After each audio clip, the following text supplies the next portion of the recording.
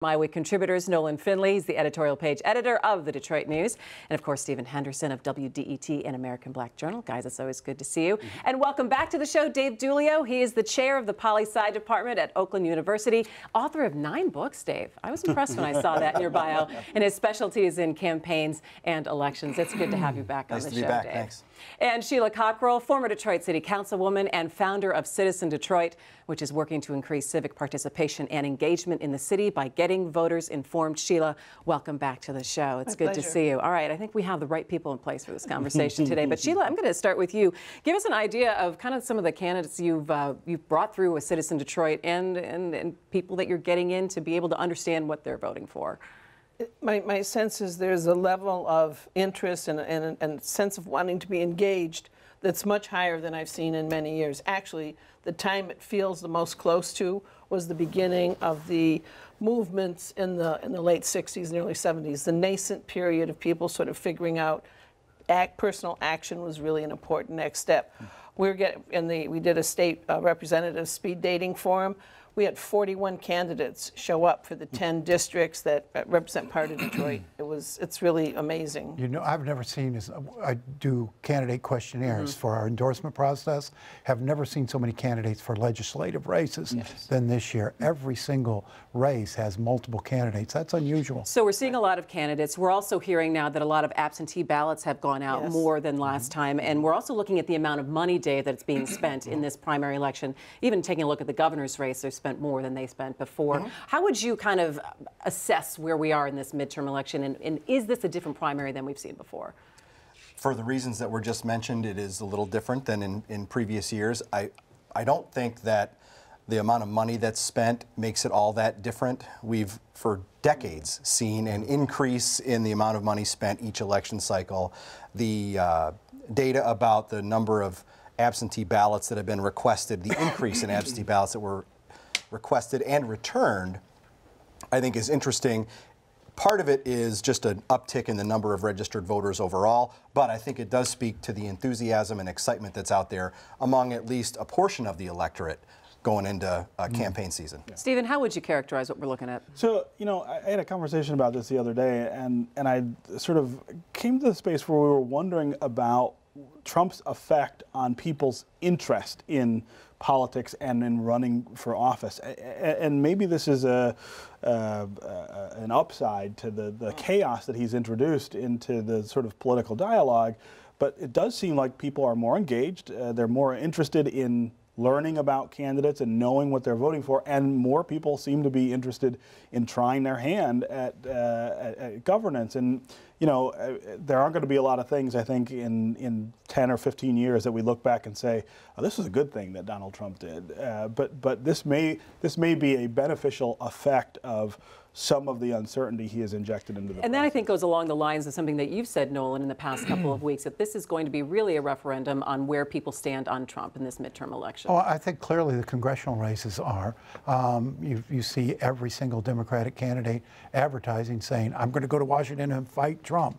You know, and you have obviously the Republican candidates all trying to get close to Trump. In the Steve Mitchell poll that came out today or yesterday, you got 90% of Republicans saying they approve of Donald Trump, 80% saying they strongly approve. Candidates on the Republican side running very close to him, candidates on the Democratic side running away. Another factor we've got this year is there were so many empty legislative seats because of term limits. I think it's the most open seats we've ever had, and it's particularly true in Metro Detroit. A lot of term limits. And that could really change the dynamic of what we're looking at then in the next 2 years, Sheila. Absolutely, yeah. There's the majority of the House of Representatives are going to be brand new people, and that has all kinds of implications. And you saw it in in our candidate forum, the range of people who are really, you can tell were really ready to actually participate in governing, and folks that were like, this just is something I'm running for. So I mean, there's a real, the state legislature is going to be interesting. All 4 state senators in Macomb County will be new. You know, so no institutional memory there. All right, let's go ahead and take a look. I want to be able to tick down a couple of races here, and I want to start with the governor's race. And I think we've got really interesting storylines on both the Democratic side and the Republican side. I'm going to start with the Democrats. And I want to take a look at maybe some of the messaging that's happening here with the party. You have Gretchen Whitmer, who seems to have brought herself to the middle moderate of Democrats. And you have Abdul El-Sayed, who's really making a lot of noise in the progressive angle. Bernie Sanders coming in this weekend. My question is, do the Democrats, if their candidate doesn't win and you have a very rabid base for Abdul El-Sayed really pushing and believing in what his message is, do they show up then in November should their candidate not win this time around? I'm going to let you take a start on that. Well, I mean, that was what we saw with, Hillary Clinton having a real problem closing the deal with Bernie voters. Most of them, or a lot of them at least, sat out. I think the opposite is more likely to happen this time for a couple of reasons. Abdul, even though he is running very hard against Gretchen Whitmer to try to get the nomination, there's more, I guess, relationship there between the two campaigns. I think everyone understands that after the primary, it's time to focus on the Republican. I also want to just throw this out there as a possibility. I think you could end up seeing Abdul as the LG candidate for Gretchen Whitmer, which would, of course, close the deal with those progressive voters, give the Democrats a great storyline, the first Muslim American to be able to maybe join the state house. Does it help her in Detroit, though? I mean, it may help her in Detroit, where she's had issues. But does it? I think it might. I mean, it's not as good as a black candidate from Detroit might be, but you don't have a whole lot of obvious choices for that, people who would be available to do that. So I think that's something that we could see happen if Gretchen wins. Dave, let me ask you, too, also looking at the candidacy of Sri Tanandar, the amount of money that he's infused in his own campaign, what has kind of struck you in taking a look at that? Well, I think the amount of money that he did kick in is very notable. He has done, I think, a really good job of building his name recognition, something that any candidate that's running statewide who's new to the process is going to have to do. I think more and more people know who he is. I think his biggest issue is the candidacy of El-Sayed. They both seem to be trying to carve out that progressive wing and get the votes from the progressive side of the party. And that really, I think, favors Gretchen Whitmer. Right? If the progressives are split and Sri is even siphoning off a few votes from Abdul, then that makes it much easier for Gretchen Whitmer. Sheila? Yeah, very interesting in terms of our work with folks. The person we hear the most questions about is Sri Tanandar. What do you think about him? And part of it is his commercials. They are funny. They're interesting. They're relentless. Yeah, and they are two relentless. ran back to back last night when I was watching television. And what he's doing on the ground. I mean, at my house, I must have gotten, I don't know, 20 pieces of literature. That's true as well, from the mail. And then it's now getting to be the war of the size. Now Gretchen came out with this like huge thing that's delivered to each house, and then Sri has 2 or 3 kind of mid-size. Like, we're not talking 8.5 by 11. We're talking, posters. But think about that, $7 million in what most people would think was a chaotic quest out of his own pocket. Sandy Pinsler, $5 million out of his own pocket. Jim Hines, surging a little bit in the polls from 0 to about 5 or 6. About $4 million on the from his own strength pocket? of $4 million. Why? I mean, nobody would think that the bets are even good, that any of them will be in office in November. Why spend that much of your own money? Dave? Well, they might be trying to catch lightning in a bottle, right? I mean, that's we've seen the and let's not overstate it, right? The new folks coming into the process running as outsiders, and for decades people have run for Congress by running against Washington.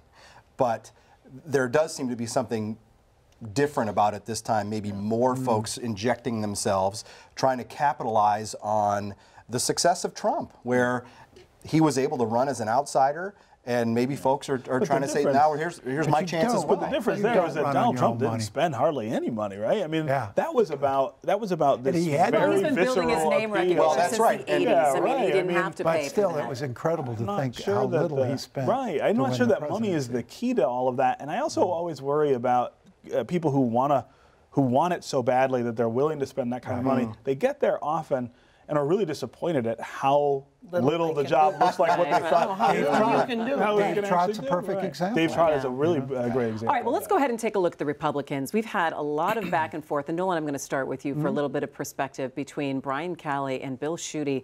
Getting a little nasty now, taking a look at some, well, I was trying to be kind. Taking a look at emails, and was it on personal time? Was it on government time? Did he break the law?